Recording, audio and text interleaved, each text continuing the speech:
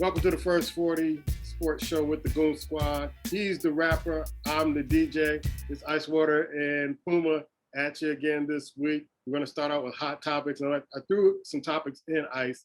I know we're going to talk about Julio Jones with the Titans. And man, A.J. Brown said, y'all done messed up this time. Giving Tannehill a lot of weapons. You got Henry in the backfield. You have all those receivers. And Tennessee is with this trade. I don't like to make predictions, but they seem to be on paper in the mix to do some big things come football season. Oh, no doubt. I mean, how can you argue that at all? You perhaps put on one of the greatest wide receivers in the history of football when he's healthy, in Julio Jones, right along with Tennessee. Tennessee had the makeup. You mentioned already, Derrick Henry, Brown over there as well. Had a decent tight end as well. And then the defense, when they showed up, just dangerous. So now the point of it is they just have to continue to push through the playoffs and advance. And I think sometimes they get a little sloppy because I don't know if it's they don't believe they can win, or whatever it is. You just got to come in with a mindset early on that we're one of the best teams. And a healthy Julio Jones, if Tannehill can't get it done and move that ball around now, they might need to look for another quarterback. And I know he's in that situation before when he was down in Miami. But you have all those weapons, which is why I never understood when they were healthy why Matt Ryan couldn't get them going on a regular basis. He had all of that talent. And for one reason or another, maybe the offensive coordinators or whatever it was, they had a nice little run, when they went to the Super Bowl. But to me, that should have been consistent. Something's missing when you have that talent and you can't produce. So no one really over there has won anything in Tennessee. And maybe that's going to be the caveat that gets them going. Like you look at Tampa Bay when Tom Brady went down there, a lot of guys were hungry. They had not won before. So maybe this way together, these guys coming together collectively going, hell, man, we got to, let's not just talk about it. Let's show them that we're one of the best teams in the league. Yeah. I mean, on paper, it looks good. And this is, I don't know how. And a little part of me thought that Green Bay would step out and try to get this guy to say to Aaron Rodgers. And I'm not going to talk about Aaron Rodgers too much. I'm kind of tired of the story. But I would think that Green Bay was the team that said, you know what? Here's a guy that's going to make your life a little bit easier. Let's sweeten the pot a little bit. Come on back. Come on home. Come on home, Buttercup. But they didn't make the move. The Tennessee Titans look like they're serious in making this move.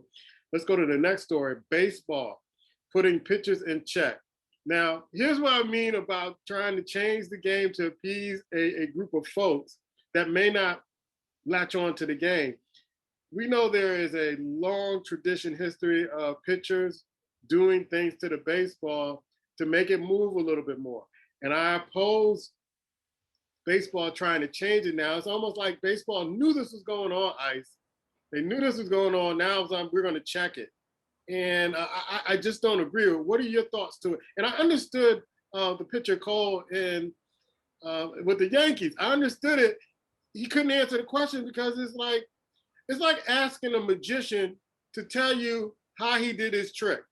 And you just don't, there's just certain traditions that you just don't kind of give up the information. What are your thoughts about this before we get to your segment, Major League Baseball report? I'm glad you brought it up because that was going to be part of the segment, but I'm going to jump on this now, which is fine.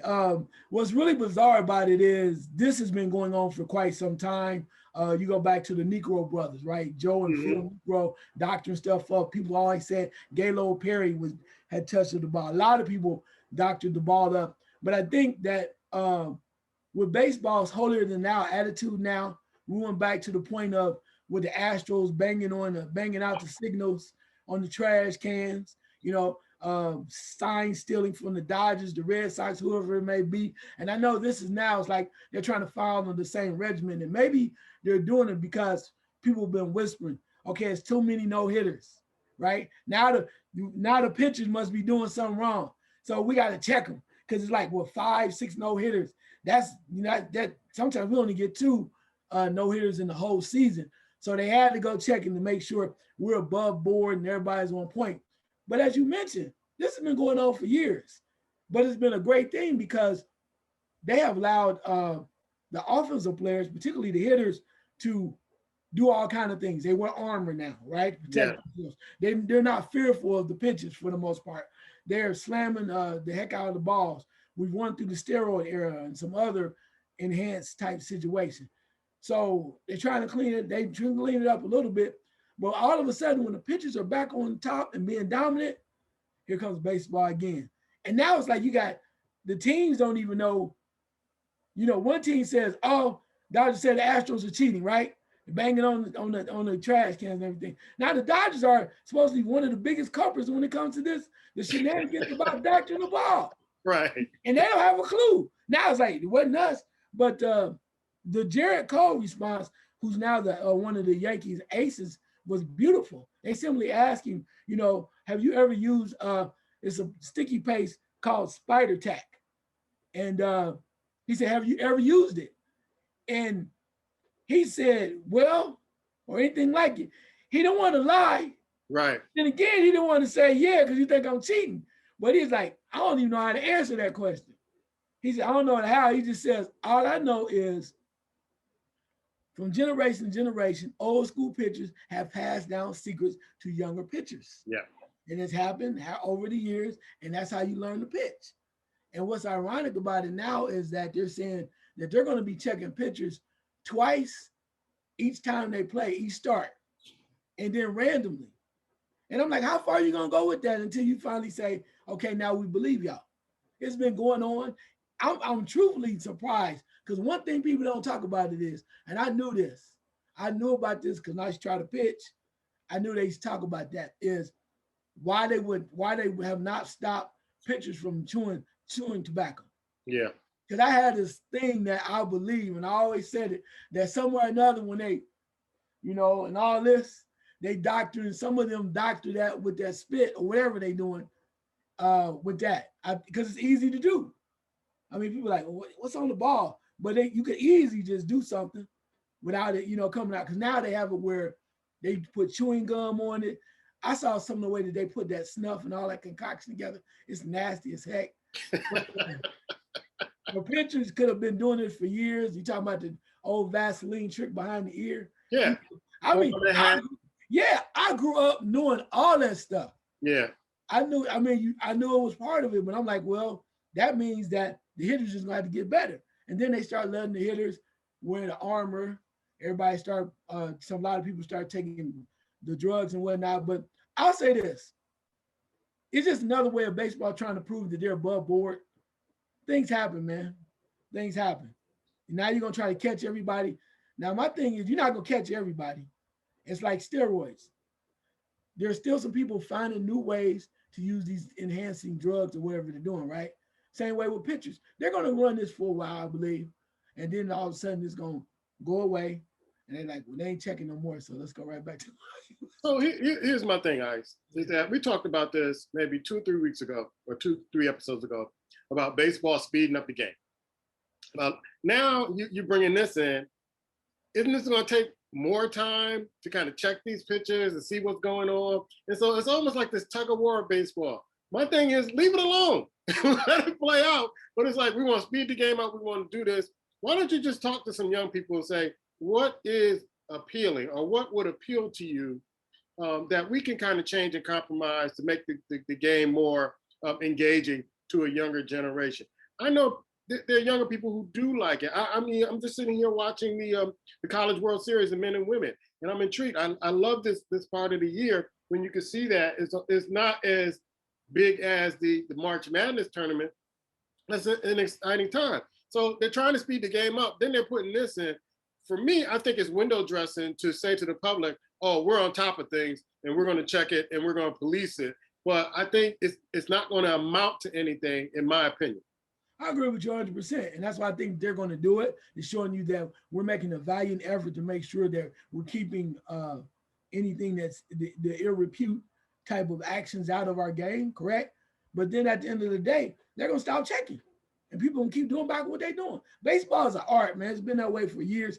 Why they had these certain kind of rules that you're supposed to follow all the way through. Some people just going to do what they do. They're looking for an edge. And I don't think it's right you should be able to doctor the ball, but right. you're not taking drugs. You finding ways to win. So until you get caught. Hey, that put more speed on your fastball or make your fork ball go like this.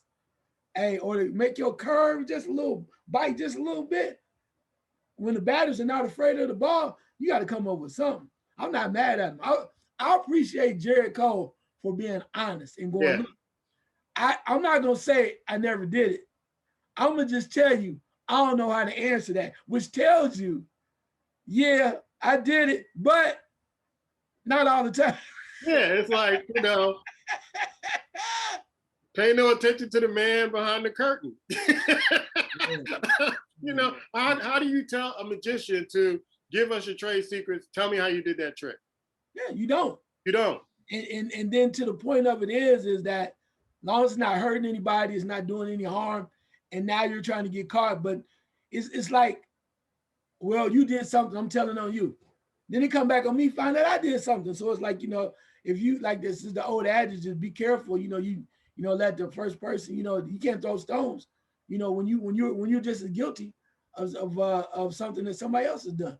Everybody has something behind. You could probably go to every daggone Major League Baseball team, every franchise, and find somebody has done some dirt, or they're using a certain way to get away with something, from free agency to doctoring cash, the money, it's always something. People are looking for an upper hand. Yeah. So they're looking for a way to come up and be better. And that's the case. It's been that way for years. Now all of a sudden you want to become the get right police. I don't buy it. Me either. I don't buy it either. I agree with you 100%. All right. Let's go to the NBA, man. Joker won the MVP. Tibbs gets Coach of the Year. Randall gets Most Improved Player of the Year. There were no surprises in this. I'm really happy that all these gentlemen got these awards. I'm really proud and happy for Joker because he earned it this year. He was doing everything for that Denver team. That's going to be a great series. Denver and Phoenix. I think they're playing tonight. And the other series I know we're going to talk about is I was watching last night, Utah Clippers. That's going to be a wire-to-wire series. Brooklyn, Milwaukee. Just when you think Milwaukee is out of the woods, they can't figure it out yet. And I'm telling you, if that coach doesn't come up with a plan for Milwaukee, he is out of there because he had too many chances with this team to get there, just like the Portland coach. And what can you say about Philly and Atlanta? I think Atlanta shocked Philly in the first game, and then Philly had to come back with Embiid putting up 40, and they needed every bit of that 40 to kind of squelch the hot Atlanta Hawks. Your thoughts about all the awards and your eye test for round 2 of the playoffs? Yeah, I'm going to say that the MVP, women pushing the Joker all year long because of his consistency. And you can name some bigger players as far as guys that have a lot more fame attached to their name, but nobody's been more consistent. Jamal Murray goes down, the Joker's still balling so strong, and there's not a lot to him. He don't jump real high. He's not the fastest dude in the world. He just plays basic basketball his way, and he does it so elegantly that you just kind of go like, damn, that dude can play. He makes you want to watch him. He's must-see TV. I'm glad he got it. I think he's well-deserved. Comeback player of the year or best, most improved? Yeah. I think comeback player of the year or most, I forget what they call it, Randall, yeah. Randall. I can see that because they've been waiting for him a long time. I'm happy for him. I hope now that he can continue to improve because when you receive those accolades, it says that you'll reach your potential to a point. And now it's like, okay, what are you going to do the rest of the way? So I'm happy for him for that. I think he's earned it. I'm about to get in trouble. I'm okay. The Thibodeau thing, no. And I know it's the Knicks. I know the Knicks haven't been to playoffs in 11 years, 10 years, something like that, whatever it is. And I get that. And yeah, they've been a lot better. They made the playoffs. No doubt. Did he make them better? No doubt. But the factor that you can overlook the Phoenix Suns, Monty Williams. Yeah. I know they made trades. They went and got Chris Paul. They added some other cats like Crowder. Jay Crowder played in the finals last year. But I think about it this way. Phoenix last year was vying to get into the playoffs. They were trailing. They were like one of the last team in, trying to get to the playoffs in the bubble. They went undefeated in the bubble. They were 8-0. And afterwards, Monty Williams put them all together in the locker room and said, don't worry about it. We're going to make our mark next year. It's not our year this year, but we're going to make noise next year. And not only that, he comes back and he does it. They were the second seed, man, in all of the West. I like Thibodeau. I like the Knicks. I mean, I know New York, they have the media darlings and everybody's so happy the Knicks are back in the mix. Get that. But there's no way you can tell me Thibodeau deserved that more than Monty Williams because nobody saw Phoenix coming. Even though LeBron was hurt and they had some other injury with Anthony Davis with the Lakers. Also, the Clippers going through their things and whatnot. There's no way you can tell me you thought you saw Phoenix being number 2 in the West. And not only that, and I know the voting is probably done before the playoffs are really going through. Yeah. But then they come up and they eliminate the Lakers.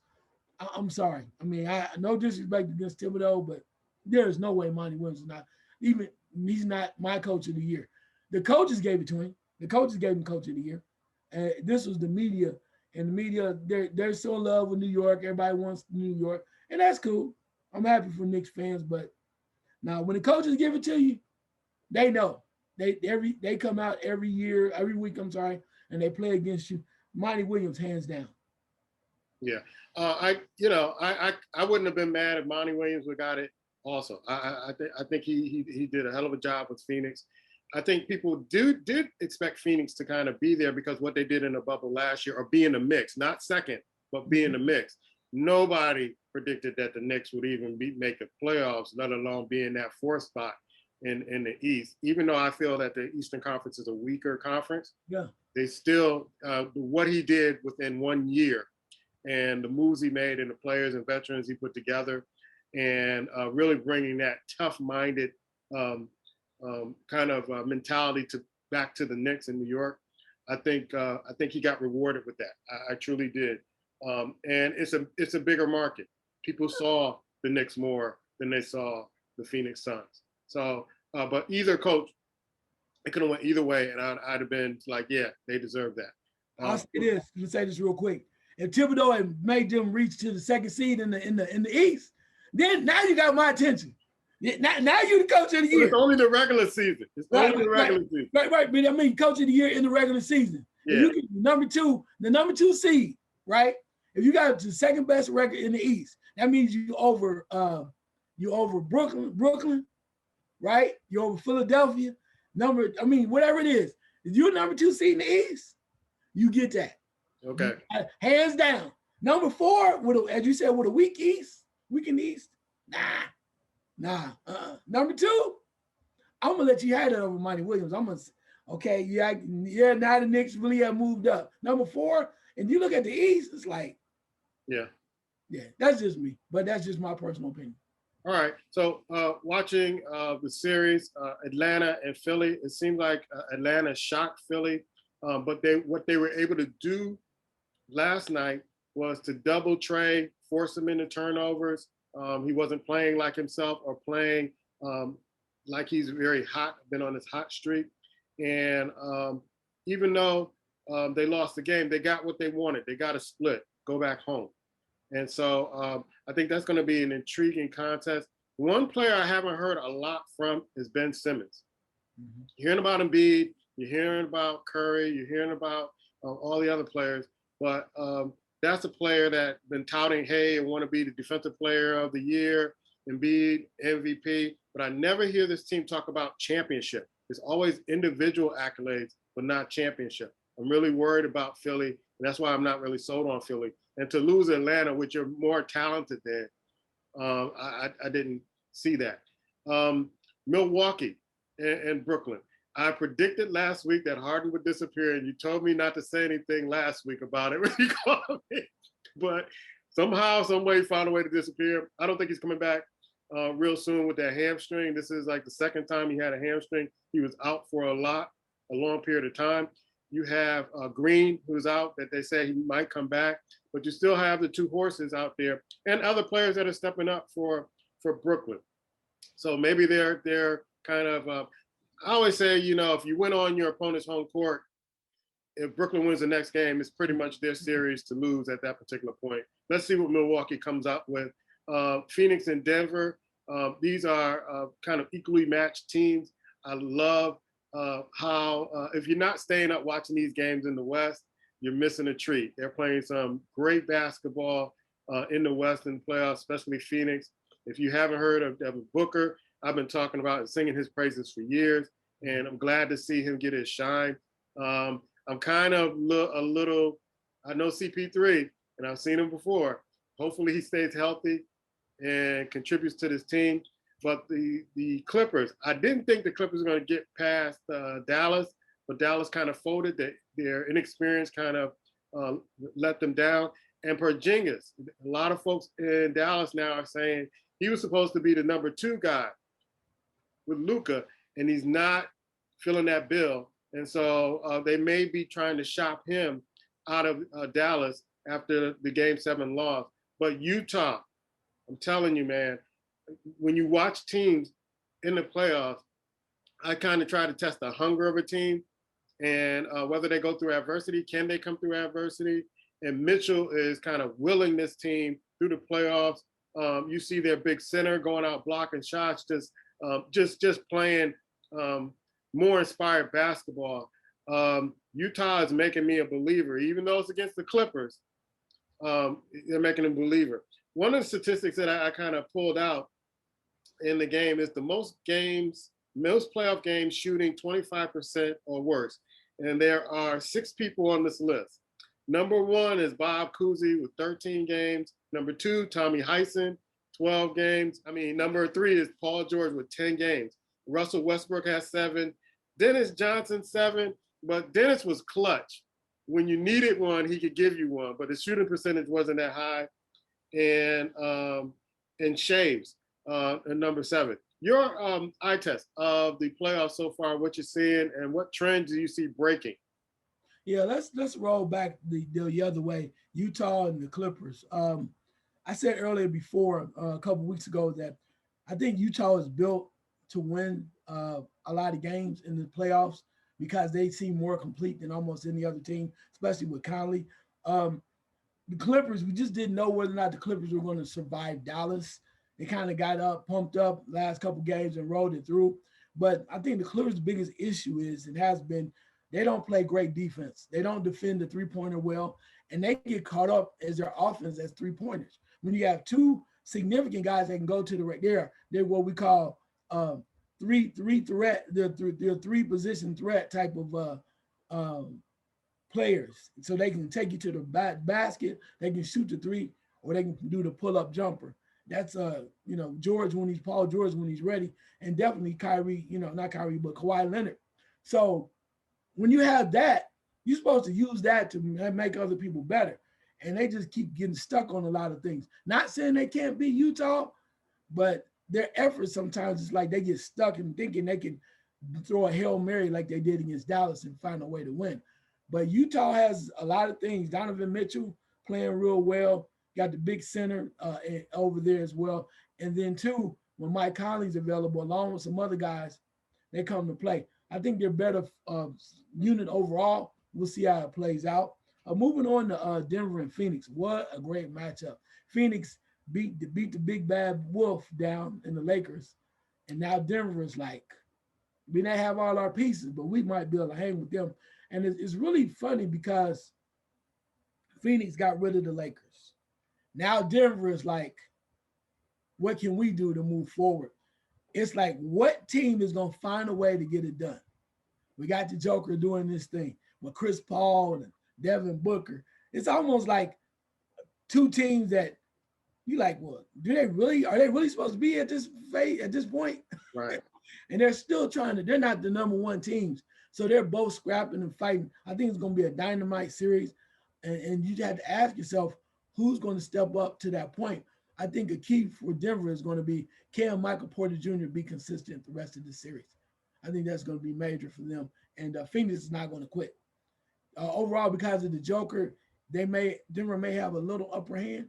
And with Chris Paul being somewhat injured, but you can't count out Phoenix because of what they did to the Lakers. Phenomenal series. Looking forward to the rest of that. What can you say? Milwaukee. I know you're smiling too hard about Milwaukee. Milwaukee and Brooklyn. Brooklyn, when you have Durant and you have Kyrie Irving, they together come out to play. You lost James Harden. James Harden is down for whatever reason it may be. But to watch Kevin Durant come out and play against the two-time MVP in Giannis, and the way that everybody's been touting him, Kevin Durant does not care. I think he takes this as a personal challenge to show you, you think this guy is as good as me? Watch this. And you think he's taking it really personal. He's playing defense. Oh, Brooklyn doesn't play defense. You seen Kevin Durant play defense. He's like, I did it against LeBron. Y'all said he was better than me. I'm going to show y'all when it counts. And Kyrie and his different type of nuances or whatever he's doing, whatever his habits are, that doesn't matter. Because I'm telling you, this young man is showing you he's one of the best in the game. His handle is amazing. He's breaking ankles and he's shooting the rock. Just like none of y'all can check me. And Milwaukee, you got to give it to Holiday. Holiday's playing his butt off. I think it was a hell of an acquisition for them. Middleton's struggling a little bit. He's off and on like that, and Giannis is doing his thing. But the one thing they don't understand is the way that Durant and Kyrie are playing right now is contagious to their teammates. You got Harris shooting the rock. You got so many other guys coming out the bench that's just buying into it. They're buying into everything and they're playing strong as hell. So it's not just them, but collectively, these guys are like, we want to win. We want to win. And when Kyrie came down on one of the fast breaks and just pulled up on a fast break, even started a fast break and pulled up from the top of the key, nothing but net, I was like, somebody in trouble. And I'm just going to say this. If you saw the last game, when you saw Milwaukee, it was kind of clear they starting to lose the game. They're getting blown out. Giannis reverted back to his old self. Yeah. Give me the ball. I'm going to the rack. Yeah. Because that's who he is. He tried to change. But when he gets frustrated, it's like anything else. Like they say in boxing, you got to play until you get hit in the mouth. Hit in the face. He resorted back because they had no answers and they're so frustrated. Not saying they're not a good team and they won't win a few games. They may. But I think people need to wake up now and see that Brooklyn is the real deal. And with the lack of defense that is being played in the East and in the NBA, a team like Brooklyn with these two guys and with a third guy, they can win this that way. Because defense is not played the way it was when we were coming up. No, you can't play defense the same way. No. So these guys now are like, we can outscore you. and the teams around, the players around them feed off of that. And they realize that. So you might have Giannis go off for a game and they win a game, but collectively as a unit, they're going to have to step up. And last but not least, Philadelphia and Atlanta. What Atlanta did to beat the Knicks was impressive by Trae Young. I give you that. And they won the first game. Impressed by that. But Philadelphia collectively has a better team. And granted, if I was wondering if Embiid was going to play, if Embiid is playing and you have guys like Massey coming off the bench, you got Tobias Harris, you got, you have so many other guys along with Doc Rivers and Simmons. We're talking about Simmons. We haven't seen him.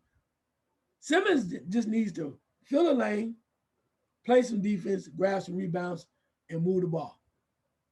Together, Doc Rivers knows they have enough to get past Atlanta.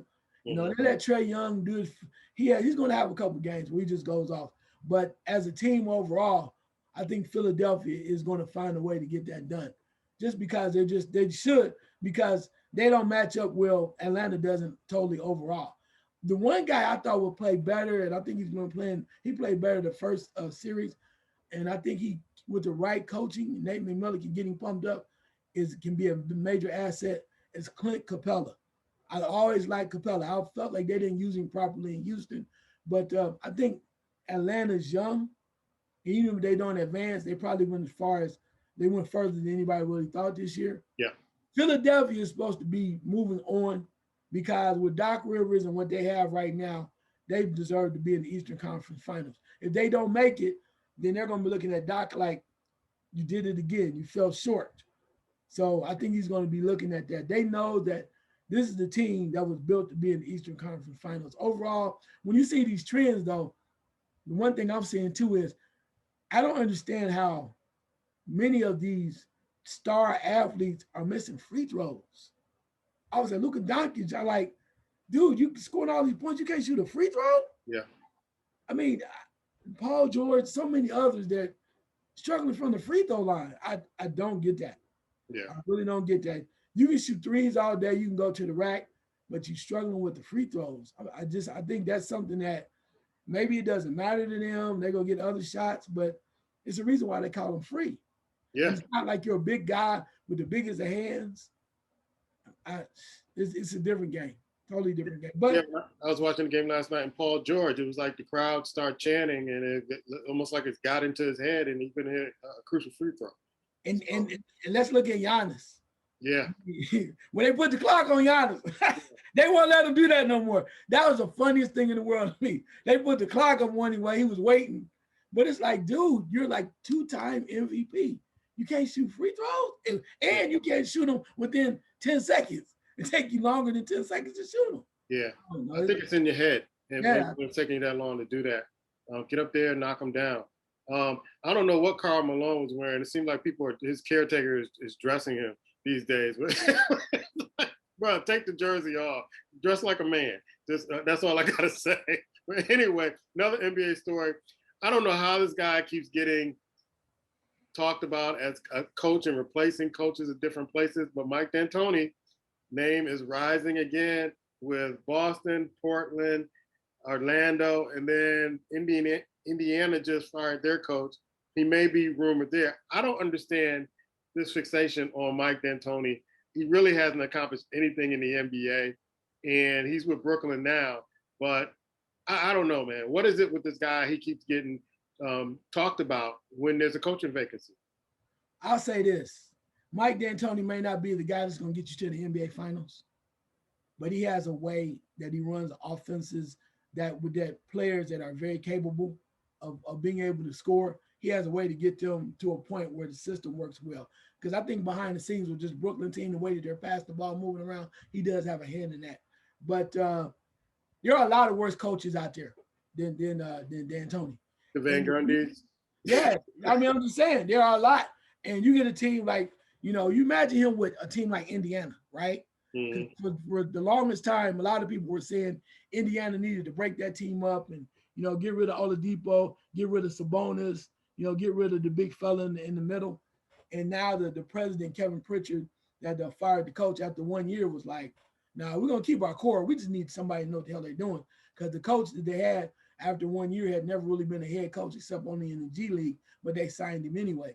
But I think that they believe that they get the right coach. And maybe D'Antoni is one of those guys.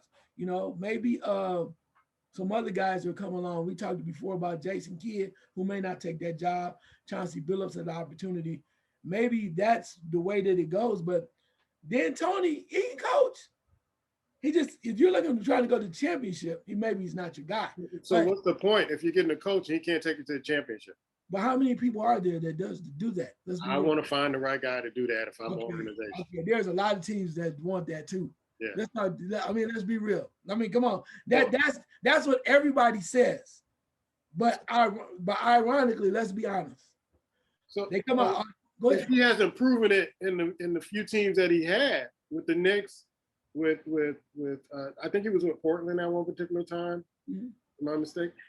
He was with Houston, where he totally dismantled. That's why Capella's in Atlanta now, wanted to play small ball. I'm like, this is not going to. If you continually do that and you're consistent in not making good coaching moves and personnel moves, then why should I hire you thinking that, okay, I got the stuff that can push you over the top? You have proven that you can't get it done. So, I mean, as an organization, if I'm owning a franchise and I see that track record, I'm not looking your way to kind of just get me in the mix. I want a coach that knows what he's doing, that can get me a chance to play for a championship. Those are few and far between. I understand what you're saying, but maybe he's the best of the worst. So, I mean, so the question is, so then my question to you then is, are you going to go after and hire the other Van Gundy? Are you going to hire some other guys that you don't really know? I mean, Nate McMillan, by the grace of whatever you want to say it, because another man was failing, got an opportunity. Now they're even throwing Pierce, who was fired, or Pierce, who was fired by Atlanta. His name is coming back up.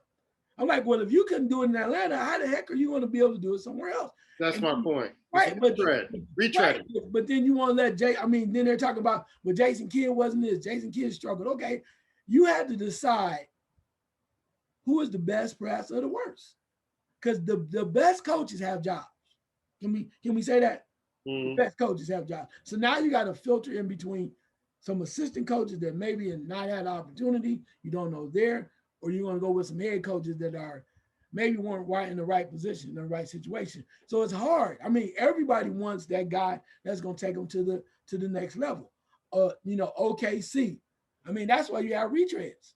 That's why you get the Billy Donovans, and guys like that Donovans, getting that keep getting jobs and stuff like that too, over and over, because at least they have the basketball IQ and the acumen to go. They can run a program. How far they go, we don't know. D'Antoni has that. Did he get caught up too much? I think part of it too was, I'll say this, is that you can blame the coach for too much small ball, but it is the decision of the general manager too. Like Indiana, they have been trying to break that team up forever. They have a great team. They tried to get rid of Sabonis about 3 years ago. They tried to get the big fella and get rid of him. They wanted to go smaller. But collectively, now that you have LeVert coming in to replace Oladipo, they're a pretty damn good team. Now you need to get you a coach that knows what they're doing and bringing them together. Same way with Phoenix. You got not Paul, but you got Chris Paul to come in over there.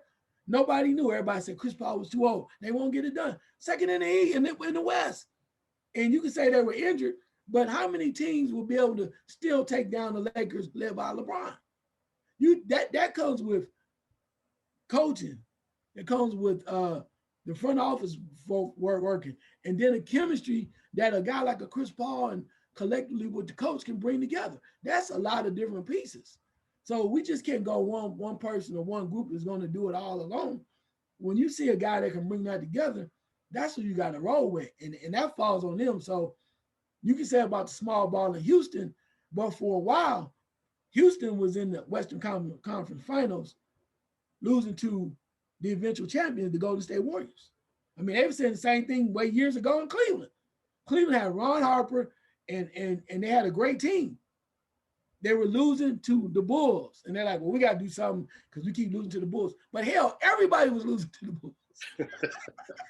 You know what I mean? I mean, you losing to the champions. So instead of shipping off Ron Harper because his knees are bad and he's no more good, then you come to find out that he ends up winning 5 rings somewhere else. He could have got one with Cleveland.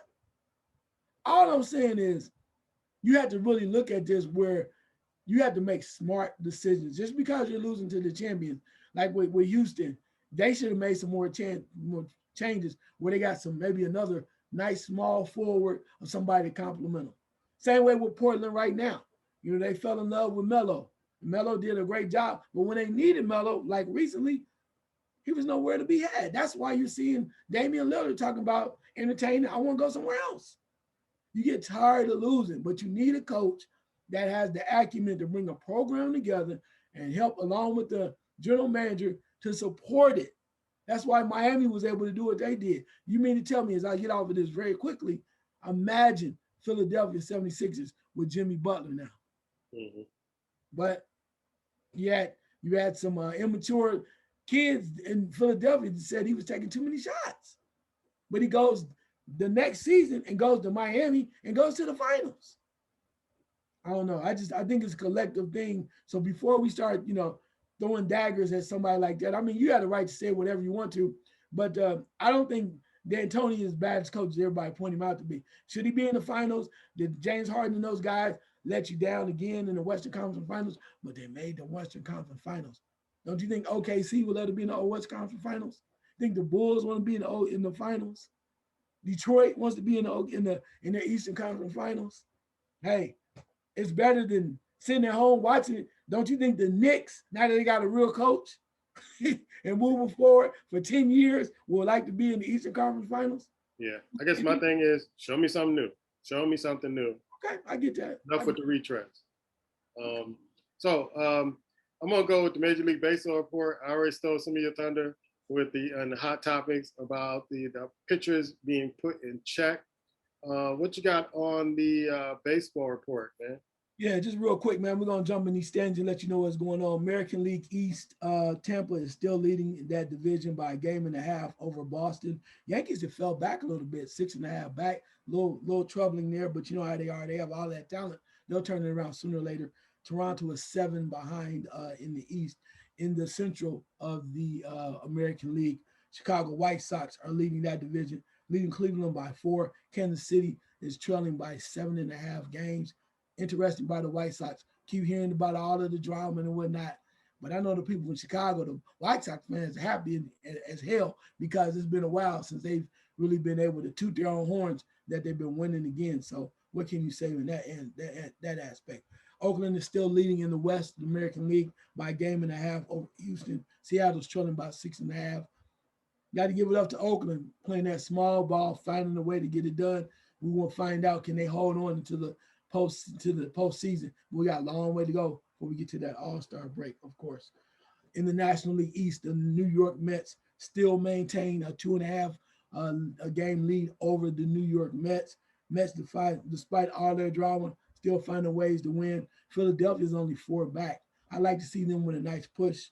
I think they have the talent, a lot of veterans on that team, and should try to make a run. Moving over to the Central, the Milwaukee Bucks are Milwaukee Brewers are tied with the Chicago Cubs for first place. Amazing thing here. St. Louis is in third place by 3.5. They're out. The Reds are only 5 out. The only team that seems to be struggling with any type of contention is Pittsburgh, 10.5 out. In the West, give it up again for the San Francisco Giants, who still lead that division. Dodgers have creeped back up to second place, 2.5 back, with all that talent, all that money, all that allegedly scuffing the baseballs. They still 2.5 back. San Diego's 2.5 back, tied for a second as well. Colorado and Arizona might well start packing. It's over already, huh? When you 14 back and 19 back, we're not even through halfway of the season. We said that about the Nationals a few years ago. Remember you said that about the Nationals and what they did. That's true, but it took them how many years though? They didn't do it right then and there. It took them a couple years. Yeah, they were down. I remember one year they were down X amount of games. Yeah, they came back. Just wrote them off. I did. I mean, it's hard because if these teams, I mean, like you're 19 back. You're 19 back. You're the Arizona Diamondbacks, right? Mm-hmm. And the staff, the pitching staff, and the talent on the offensive end that the Dodgers have, you had to ask yourself, how is it possible that Arizona would be able to catch them? I just can't see the Dodgers imploding with all that they have. You can say the same thing about the Yankees. I mean, when we talk about Boston has run what, all 5, maybe 6 game winning streak. Those teams are capable because they spent the money, they invested the time to have the quality players. But if you don't have that type of talent on your team and you're not winning, it's very difficult to try to come back from such a large deficit. Teams like Washington, as you mentioned, yeah, we did kind of throw them to the wayside, but it was clear that they had the talent with Strasburg and so many others behind them to make a run. Wow. Okay. I'm going to start the segment, Why You Mad, Son? Because I got 2 this week. I got 2. One, can all these different sports stations stop predicting NFL football conferences and who's going to win the division in June? Please. Please stop predicting this. Is it that you don't have anything else to talk about? So you're predicting who's going to win the division in June? Please, come on now. They just started minicamp. By the way, Houston canceled their minicamp, and the Coach Cully said, hey, we've already accomplished what we need to do. So it ain't going to be good for you Texan fans. We can't predict that. The other thing is Magic Johnson. I got kind of pissed off at him criticizing the point guard for the Lakers after the Lakers lost. And to me, Magic Johnson is like one of my favorite players in the NBA and NBA history. Just I was fortunate enough to be able to watch him play and watch his career. But to criticize Schrader for the Lakers saying he's not a Laker, here's the track record for Magic Johnson. Okay, great player, got a chance to coach, quit, got ownership, gave it up, got in the front office, and remember this? Oh, I'm not going to be here. So why are you criticizing the moves and what Pelinka's doing and the Lakers are doing when you had a chance to be involved with that, but you picked up your toys and you walked away. So I don't think, even though you play for the Lakers and you feel you're a Laker true and true, how do you tell that man that he's not a Laker when he's been playing all season, really struggling when LeBron and AD were out, trying to keep that team afloat so they can get in the playoffs, and all of a sudden, like, he's not a Laker? Come on, man. They signed him. He's a Laker. Just because you didn't pick him or you didn't want him picked, I don't think you have the right to tell or criticize the current administration, which you quit, to say, you know what, they need to do this, that, the other, blah, blah, blah, blah, blah. You had your chance to have your input in, and you chose to walk away. Why are you mad, son? Probably one of the main issues that I had is people always trying to come up with these reasons why these certain players are better than this next player and all this other stuff. But I'm trying to figure out why is it necessary to the media to vilify athletes that they don't like, right? You know, we go back to the point when Barry Bonds was in the so-called scandal, home run scandal. But you had supposedly Sammy Sosa and Mark McGwire doing the same thing. They don't like that. Then you had the whole thing with the tennis players. You know, when the young lady tennis player has mental issues or something like that, they went after her. So if we like you, if we don't like what you're doing, and you're top notch, we're going to go after you. And I think the media are becoming hypocrites when they keep doing that. And they still, again, we said this before, they still act as if they are bigger than the game. And I'm sitting there going like, no, you're not. No, you're not. You should be lucky that you have a job doing something that most people would kill to do. But you're not the talent.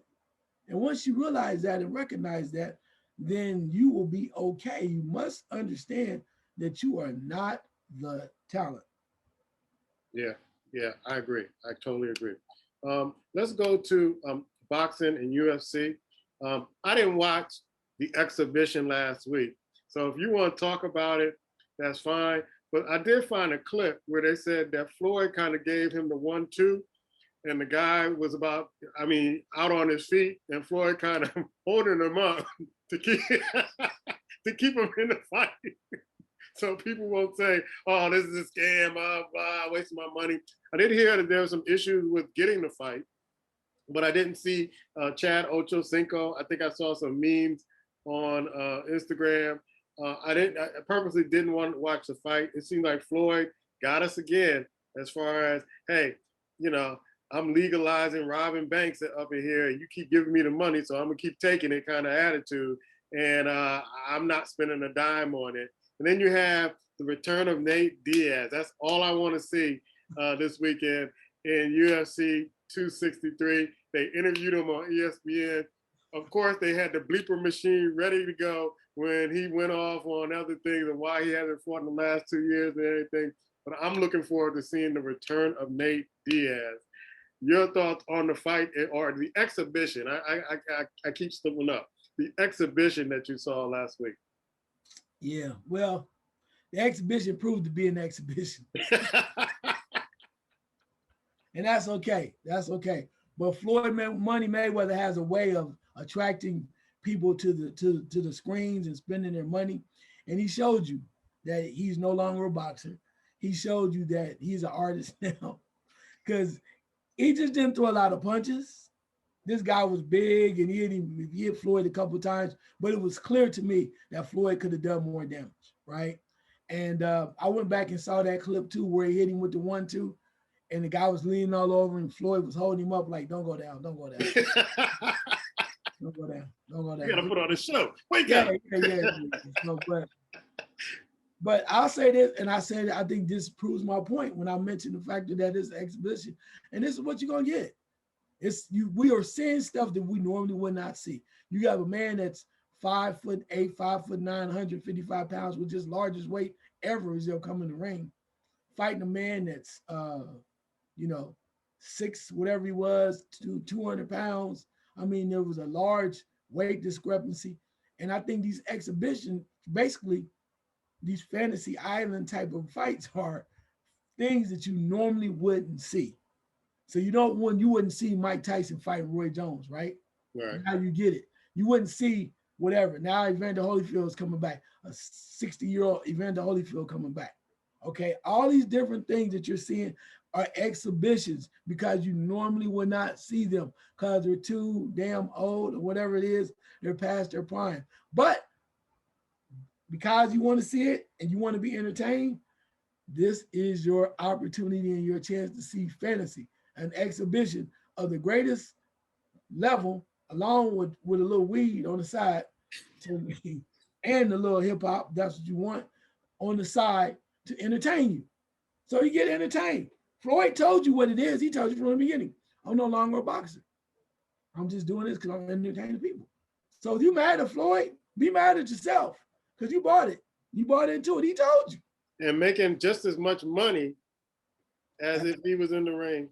I ain't mad at that. I ain't mad at that. You mean that's good business right there. So Floyd, they said, would have made 30 million, scheduled to make $30 million from sponsorships alone, and whatever else he made after that, and then also, he's gonna get part of the pay-per-view. So if the public that wants to be entertained, wants to keep watching it, not boxing, it's kind of like watching wrestling or whatever you want to choose it. It's not boxing. You want to keep watching it, put that in the entertainment section. If you want to see some real boxing, other boxing, there's enough good boxing coming up. I promise you, there's enough good boxing coming up, and watch real boxing. So if you want to keep being entertained, keep plugging that money out there. So you want to keep giving Floyd $49.99, $79.99, and not only get half the damn fight because everybody else is getting it on Fire Stick or something else. Keep doing it. Floyd love y'all.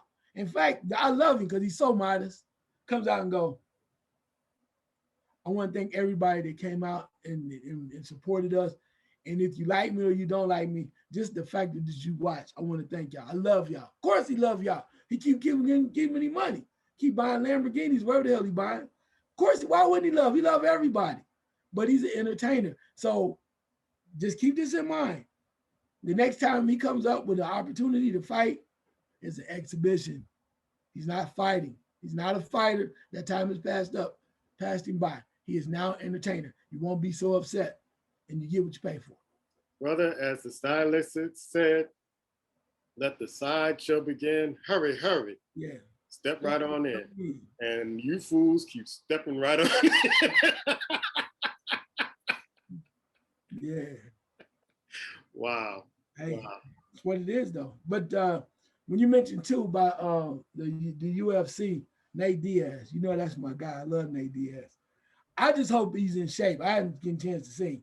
I hope he's in shape and he's ready to fight. Because I think the last couple of times when he fought, even Masvidal, he wasn't in shape the way he should have been. No. So I want him to be in shape. I want him to be the old Nate Diaz and shows he's what he's worth. Because down the line, I still think Masvidal got beat. He'll probably be around to fight somebody again. But down the line, it may not happen now, but it may happen sometime next year or the following year. We already know what we want to see. I want to see that fight again. We want to see. Well, you want to see Masvidal and him and Nate Diaz, and now I want to see Nate Diaz with McGregor. Now, the only thing Masvidal, okay, that's great. He sounds good. I really don't need to see Nate square off with him. There's only one fight I need to see. Diaz and Conor McGregor. That's the fight. Everybody knows it. I think they holding it off because they want everybody to see it. They want to get it pumped up again when there's really nothing out there, and they're gonna throw it at you. They're gonna both get in shape before they're too old, and then they're gonna sell it. It is a great matchup. They're gonna talk a lot of stuff, and not only that, it's gonna be a fight to the end. So that's one of those, I think, like a Christmas gift. Dana, one of those $1 million prizes. Dana White has in his pocket. He just waiting for the right time to unleash it on the world. All right. let's go to questions from the squad. And I'm going to throw out the first question. What do you think about this new plan that college football is playing with a 12-team playoff expansion? Man, come on. Really? Really? You know, I love this. I love it. Dude, it's too many teams, man. Too many teams. Because, I mean, you'll give these other teams, you would have to give the top-notch number 1 or 2 seed, whatever, the top seeds would have to get a bye. Because if you have 12 teams, excuse me, you got one playing 12, it would be a shellacking. You think it's bad now. We're already complaining that sometimes when we had 4, that a couple of teams that did, couple teams did not deserve to be there, right? So the more teams you add, the more opportunity it is. I don't mind possibly adding a couple more, but 12? Yeah. 12? That's too much, man. It's too much. I don't think, I mean, it's money, but I don't think that the 12 team, even maybe 9 through 12, or we can go 10 through 12, are even worthy of being on that caliber of playing for a national championship. I think it should just, I mean, should be, I maybe go 8, but 12? Yeah, they were talking about how 8 in the article in the Yahoo the sports section, they were talking about how 8 didn't make sense to them anymore. It had to be 12, and it's more representative of the different conferences, and they're trying to work this out. And of course, it's more money. Yeah. But my thing is that if we can eliminate some of these bowl games that really don't mean anything and people aren't really watching, then to me, it makes sense to have 12 in to keep people engaged and to boost up the ratings. Because if the 12 are playing for a national championship, people are going to be paying attention. I'm not watching the Tostitos Bowl and all this. I'm not watching these irrelevant bowl games. It's like a waste of time to me. But I think if you get the 12 in and you time it right, that more people will be engaged. There'll be more excitement. There'll be more of a crescendo at the end of a true national championship. I mean, I get that. And I'm to the point of 8. But my thing is kind of like, and I know this is a crazy comparison, like the NCAA basketball tournament in NIT. So here's what I'm saying. You go to the top 8, if you make them viable, they can be vied for a championship, great. But then 9 through 12 plays for the consolation championship, okay? It's still a championship. It is not the bowl game. You still get some very good games. So Fresno State's number 12, right? Fresno State's playing Brigham Young. I'm just throwing this out at you, right? Let's say 9 and 12, whatever. They're playing Brigham Young. Do we really think Brigham Young, even on their best days, can bang with Alabama or even Clemson or Ohio State for that matter, or Fresno State? You never know. Right, but is it worth? I don't want to see that. I don't want to. When you're talking playoffs, it means these teams are worthy of challenging for the national championship. Okay, yeah, that means you're good enough where you won enough games and you've proven by your record or whoever you played. Okay, we're good enough to vie. But the number 12 team in the country, if we went back and looked at, I don't want to see them play somebody or get up and win one game and then they end up playing Alabama and they get blowed out. If Ohio State is having trouble playing against Alabama and keeping up, what in the hell is the number 12 team gonna do? So let me ask you this. Yes, sir. Would you rather watch 2 6-6 teams or 2 7-win teams playing a bowl game rather than watching a 12 playoff expansion playoff kind of college system? Because I'm not watching a bowl game with a team that won 6 games. They're 6-6 and they're in the bowl game. That's not worthy of my time. I mean, you're 500. And maybe if I had a relative or somebody knew, I'd watch it, but that's not going to, if you won 7 games, no, I'm not watching it. Even 8 games, you got to have 10 games or higher. So what I'm saying is I'd rather watch that than I'd rather watch the 12 playoff game series than 2 teams that, just because you qualify and won 6 games, you automatically get into a bowl game just to kind of sell a product. I don't want to watch that anymore. No, I'm with you. I buy that 100%, but I don't think I need to have 12 games in the playoffs. Why not do it this way? If we got 8 or you got 6 or whatever it may be, if it's 8, those teams vie for the national championship, right? So then what you do with the bowl games is they already ranked the teams, right? That's what the college football playoff is for, right? That's they already rank them. So they rank them through 1 through 20, wherever. They come out, they get all these committees, and they come in, and these committees take their time and they say, these are our best teams, and these are other teams. So the top 8 make the playoffs, right?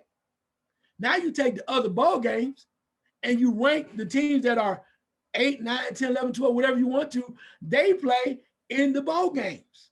So instead of the 7 teams, you have 7 and 9, 10 and 12, whatever it is. You just take it like you would do. 1 through 8, right? Mm-hmm. Somebody gets a bye, you do that. Then you take the rest of those teams, you match them up the same way. So we get 8. If you want to do the top 12, 9, whatever it is, 9 through 12 play each other. So 9 plays 12, and then you want to play another game for the consolation prize, it still makes for a better bowl game. You don't have to include them in that championship. When you say championship, that means you worthy. Yeah. I just don't think there are 12 teams in the college football that are worthy to be playing for a national championship at the end. If that was the case, then you would move up. That means because most of these teams from 9 to 12 have had losses, right? Mm-hmm. There's some other things going on. They weren't the best in their conference, perhaps, because the best teams in their conference and the best teams coming out of football usually make it up to the top 4. All I'm saying is, I agree with your point. I don't want to watch 2 6-6 teams play. Just use the bowl games to continue on the process of the seeding. So we get better games.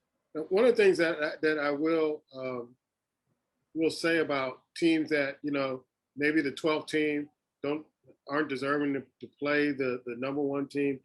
You never know. One, any given Sunday is a motto, but also those teams don't get a chance to play that team during the regular season. So hey, they go there, they get dusted.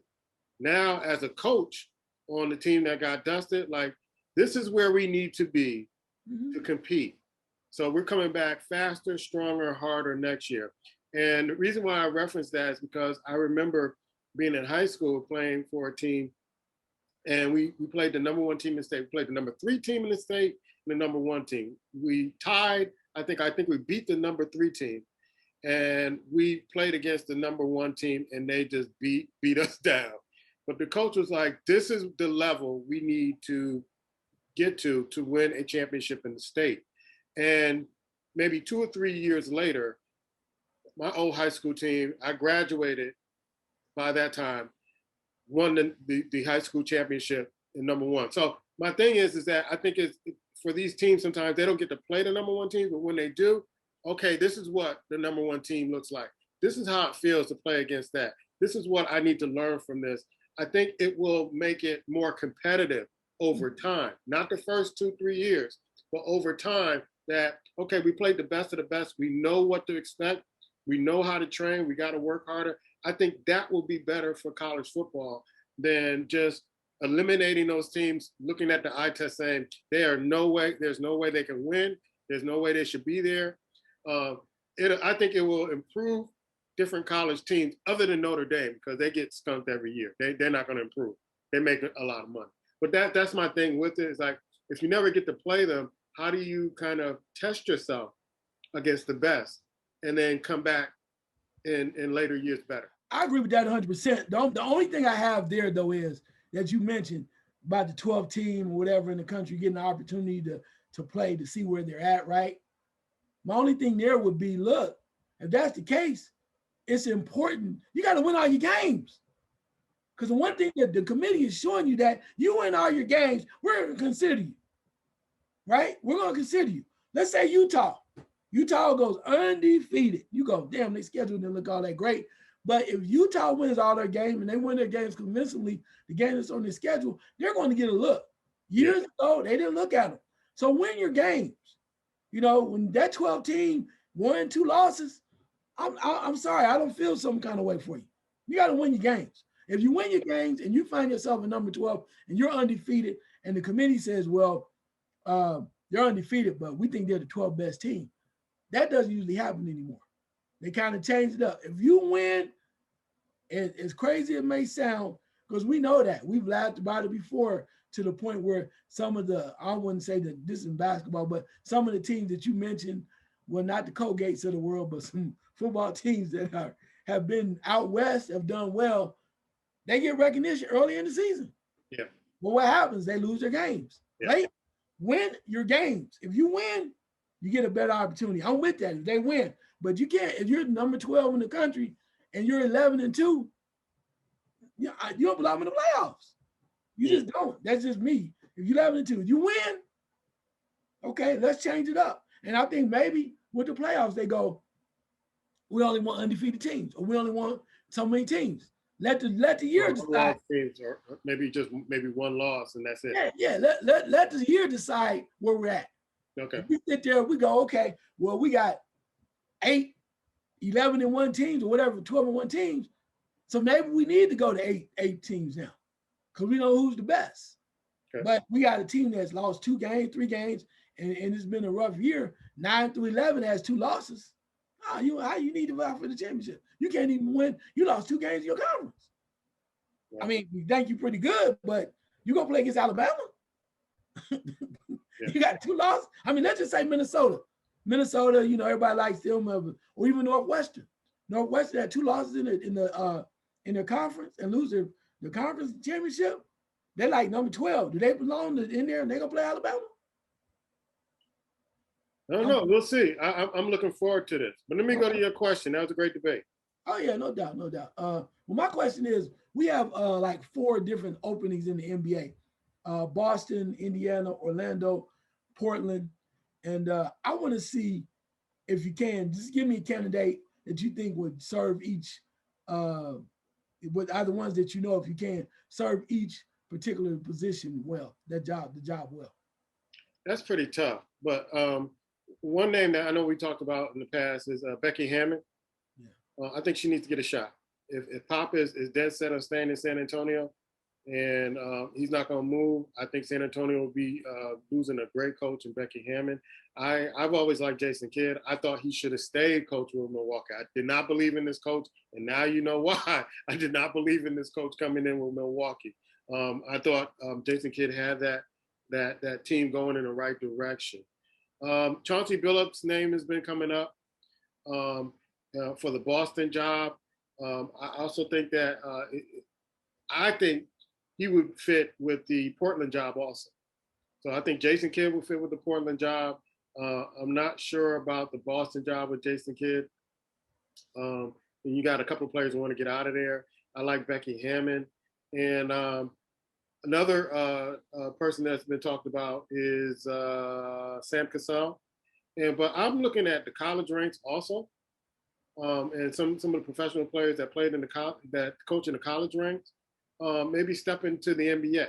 I mean, I'm not going to go Patrick Ewing right now because I think there's some things he needs to prove at Georgetown before he makes that leap. But there are other college coaches that are out there that I think could transfer their skills to the NBA. My thing is, and I think we talked about this, I know we talked about this earlier, the retreads. If it's not working, this guy's been 3 or 4 teams, okay, let's try something else. Let's go in another direction.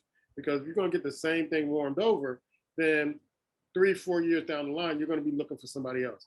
So though Chauncey Billups, Becky Hammond, Sam Cassell, Jason Kidd, I'm trying to think of one here in Chicago here, but I can't think of any right now. But those are the names that I throw out as bringing some new life to coaching. I know Jason Kidd had a chance with Milwaukee, but he only had one shot at it. So give him another shot. And I think he's learned a lot coaching players with the Lakers and coaching that team and winning a championship. I think he can bring a lot to the table to one of these teams. I don't know who's going to go to Orlando. Who wants the Orlando job? Indiana is a good the Orlando job seems to be like the job that, okay, if that's left, then I'll take it kind of job. Because I don't see any kind of talent there or talent who wants to go to Orlando at this particular time. In reference to, you mentioned about, we talked about the coaching open jobs and who might be the best fit, we think right now. Boston, I like Jason Kidd. I know Chauncey Billups perhaps was there. They also mentioned Sam Cassell. I like Jason Kidd because of the fact that Jason Kidd is a player's coach. He's been there, been around before. He knows how to get, he's been in that playoff mode. I think that team being so young could use somebody like a Jason Kidd. I think he would be solid for them. That's what he wants to do. And I think they have enough talent on that team where they can really buy into what he's doing.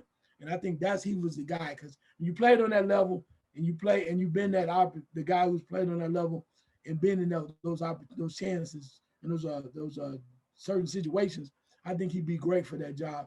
Indiana, I mean, I know you don't like it, but I like D'Antoni, man. I'm gonna just throw that out there. They are young talent. I think they can get up and down. They need to be a little bit more free, play a little bit defense, and get them moving, enjoying basketball again.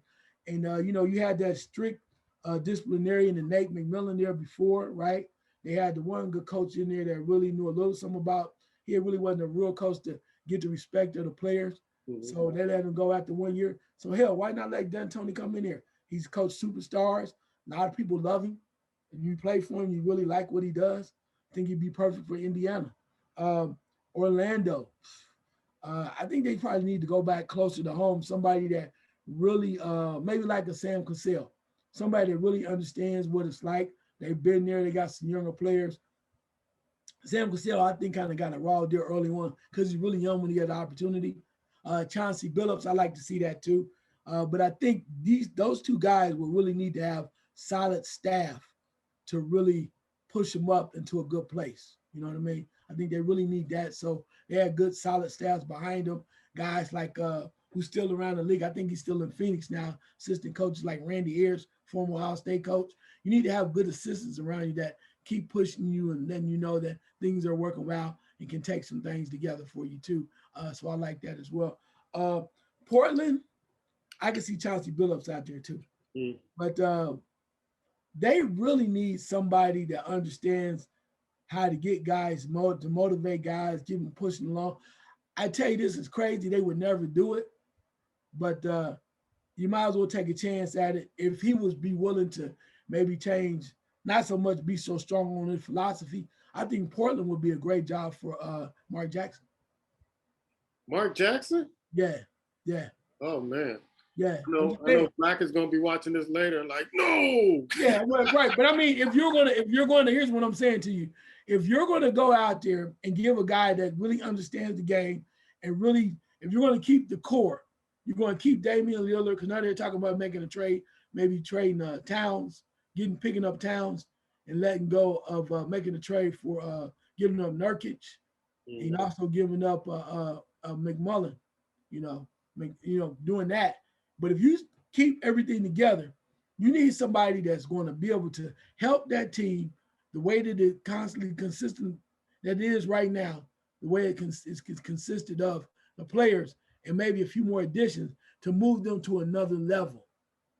And you need a veteran coach to do that. And I think Mark Jackson, if he came in to coach and not always pushing his so-called high standard values and just coached them, this might be an opportunity for him if that's what he wants to do. Maybe that's passed him by, but they need a coach that can come in and go, been there, done that.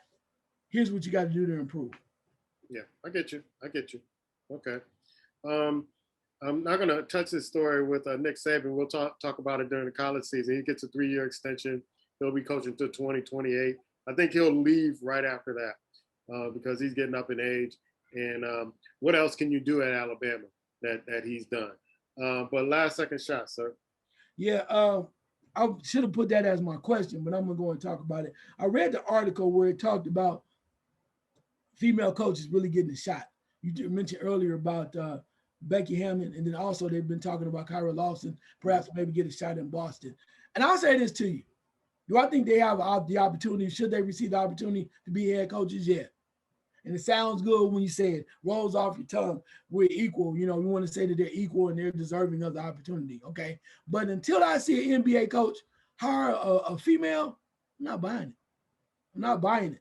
And I'm not saying they're not worthy. Maybe they need a little bit more chance. Maybe you go down to the lower leagues and get a little shot there at the G League to prove you can coach. And maybe Becky Hammond is this dynamic as everybody says. But I think some of the owners are saying to themselves, I can't risk it, man. Mm. Because I'm supposed to be going for a championship. And I'll say this, if they really believe, and it's just me, and I'm not saying they're not qualified, they need opportunity. But if they really believe they were that qualified, they would already hire them. Mm. Yeah, I know the reason why I said Becky Hammond, because it would be a shame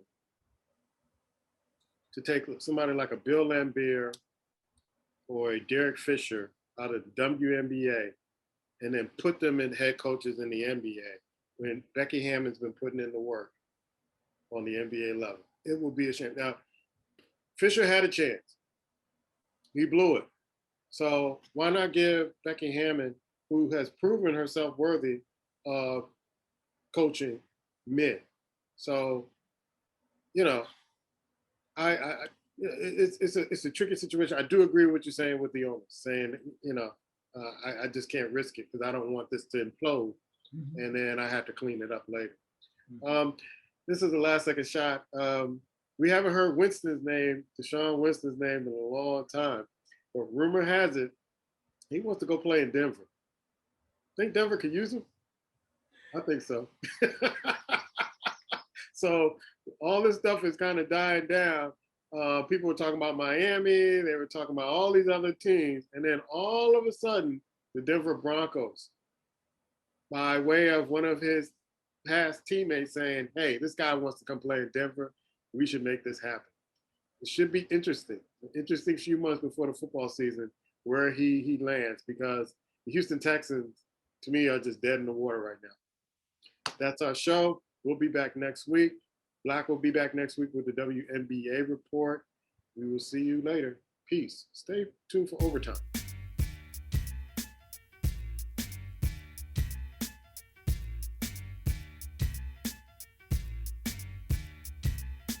But Deshaun Watson, though, man, you mentioned that before. Denver will probably be a good place for him. But the other part of it too is that I still think Miami really wants that dude, bro. They still talking about him, and even though they got two of it, it's like, you know what? If we can get him, I think they'll pull the trigger. Well, according to, I guess, his ex-teammates, like, Denver, I mean, they put it in quotes. Denver is where I want to be. I'm like, wow. Yeah. Why Denver all of a sudden? Well, I mean, Elway is in a desperate situation. Definitely. But Miami went bad too, bro. And they have done the work.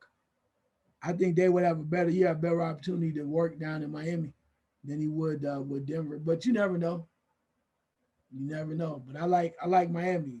And the fact that the Miami's still talking about it, despite all of the drama, they're like, we don't care. We want Deshaun Watson because we know what he can do. As long as we keep him out of the way of other stuff, right? Yeah. Keep one masseuse. Well, two, man, probably need about three. Maybe two, yeah. Three. You keep growing up, giving them more, and then that's when the problem happens. Yeah, you They'll be up to 22. Max him out at three, And they have 23 if I can have three. So, we're gonna rotate three. Cause one ain't gonna usually probably give him what he's looking for. So let's rotate the three, and they understand what's going on. Yeah. Rotate them. Happy endings and all that other stuff. So. This week is your week, so you rotate them out. Three is good. Well, mine I go four. One for every week. Three. Three. Everybody got the understanding. Then ain't nobody. There's no lawsuits. Nobody had no misunderstandings. Everybody follow the rules. Everybody get their check. Everybody know what's going on. But he went this far, so I mean, the fact that if they really was gonna come for him, I think it would have happened by now. Yeah, the story just got real quiet. Yeah, quiet, real quick. I think it was really a major. We talk about the charges and all that other stuff. I think it was major. It would have already developed. So now I think they're just trying to figure out how do they move forward. I knew something was up when the ladies kept saying the NFL investigators made them feel uncomfortable. Yeah. But there were women that were asking questions. It wasn't men. And they said they were compassionate and they were understanding. And these ladies, maybe you're just catching them up and twisting their words around a little bit. And they felt like, they're making it seem like we're on a money run instead of what really happened. But Yeah, the story died down. You don't hear anything about, with these attorneys that are involved with it. Um, and NFL is something else, man. A story like that just break out, and then within a month or two, it just goes dormant. Yeah, but when that's the thing too, though. But when you coming for one of theirs, and especially a guy that's a moneymaker, Yeah, they're gonna make you gonna have to stand up and you got to answer some very tough questions. And maybe some of those ladies were not ready for that. They didn't think how much it was gonna be entailed, was gonna be involved with this the questioning. And then when ladies coming at you like that, yeah, and not men, yeah, which is a strategic move. oh clearly. Yeah, Clearly. So you just have to ask yourself, if you really want to fight for this, you really want to believe it, then you push through, right? You just do what you got to do. And everybody's not ready for that. So you might want to take your little, whatever your little settlement is and walk away, or at the NFL, maybe the NFL gonna use so much money, right? maybe. I Yeah, I mean, mean, if you could cover up what Ben Roethlisberger was doing years ago, I mean, you could pretty much wipe away everything. right, right. And granted, it's one of them things too that I don't know if this happens, but it may not be from the NFL, but maybe you get a third party, right? Go reach, contact your people and go, look, we have $250,000 for you right now if you just Walk. let them walk. And you tell me that don't happen, it might be somebody that might be a boost, like a booster for a college or a booster or a fan of the team with money. That's what the NFL has. Yeah, yeah. Somebody that just goes a big supporter. I really like this. I like my team. I like this guy. I think he's a good dude. I'm willing to pay each one of you $250,000 just to walk away. And they go, well, you can take your chances with him and whatever, and have him to go to court, or you can take the 250,000. No hand, nothing, and nothing is being said. All you gotta do is sign a paper, Yep. which is legally binding, that you would never say anything. I think that happens, man. So all of a sudden it's like, well, it was 22, now it's down to 2. And they're not credible. It can happen, bro. People got a lot of money out here. Bob Baffert now, I think again has come up with a lawsuit against one of the Kentucky associations, horse racing associations, saying that they need to do more testing before they can say that his whole horse is truly tainted. So he's fighting that. I mean, I think deep down inside, you must have thought about it, had time to revisit it. And you saying Bob Baffert, Hall of Fame trainer, is going to sit out 2 of the next Kentucky Derbies? Bob Baffert, one of the most money generating trainers of all time, you asking them to sit out, which means they have it in Breeders' Cup. He can't come down there either. And then ironically, Breeders' Cup was supposed to be in Lexington, Kentucky. And then all of a sudden, it got switched over to California before the suspension, which means Baffert should be able to run his horses in California. So, how ironic is that? I don't think he's gonna win the lawsuit. I should come up with my own lawsuit, but I don't think he's gonna win that lawsuit. I mean, it's gonna drag out those 2 years. He's gonna be out. Wow, you think he's gonna be out?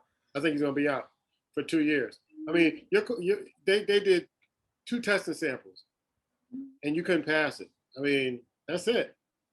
It's your loss. Hey, he got a lot of money. He got a lot of money, man. Yeah, you cheated though. Yeah, I agree with that.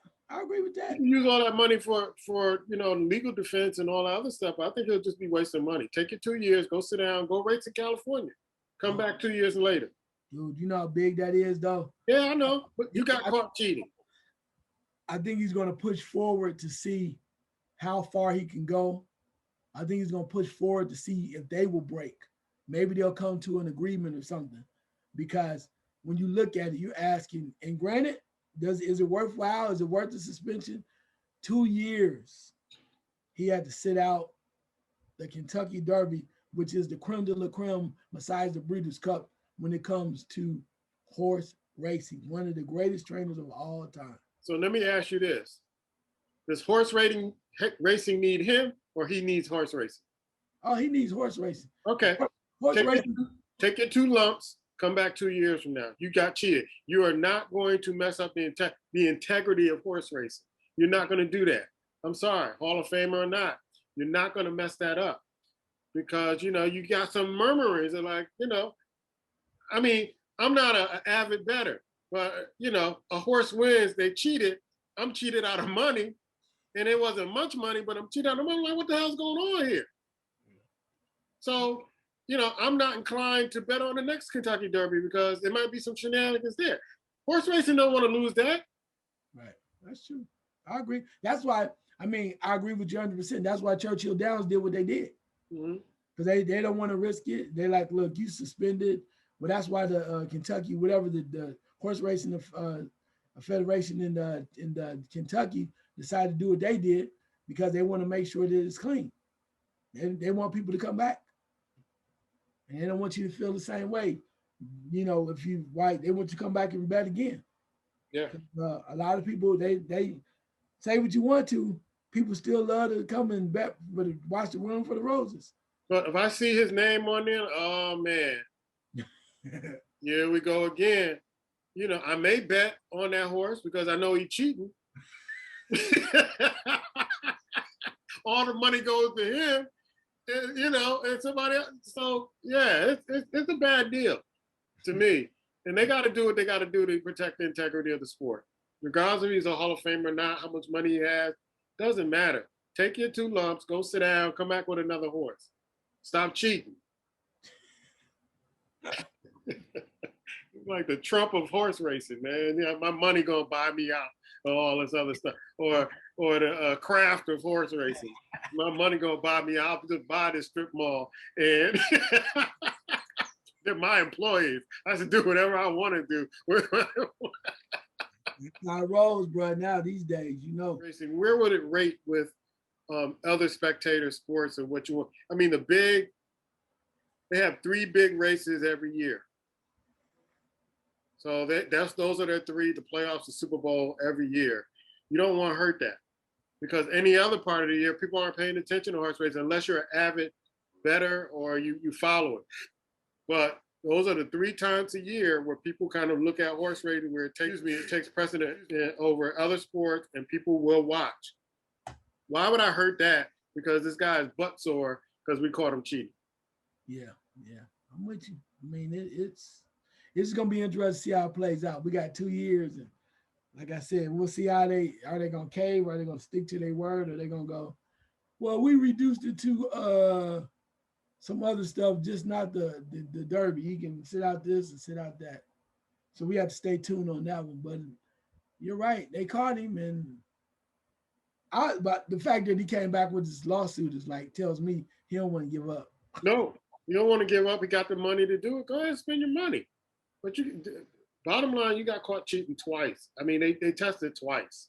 Mm-hmm. So when you want to test again, you know, I don't know. I don't know what he's thinking, but I think he would be wasting money. Maybe he's trying to save face. Could be. Trying to protect that Hall of Fame status. Now I want to see if they're going to let him run in the Breeders' Cup out in California. I'm sure they will. Yeah. So do they test out there too? Yeah, they test out there. Yeah, they test there. And now they're going to be even more scrutiny around him too if he does out there. So because the fact that get caught again, watch. And I ain't betting that one.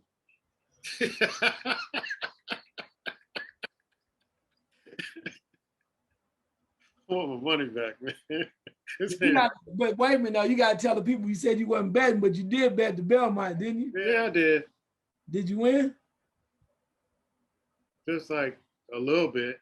I just put it back on the 13th race.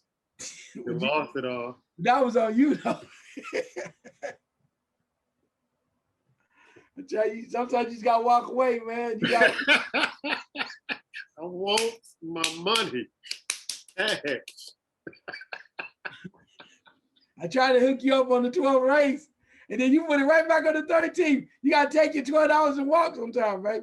It's like, no, I gotta get I gotta get what I put back into it. That's the chase. That's the chase right there. It's like, okay, I put this and I didn't get it. I gotta gain back what I lost.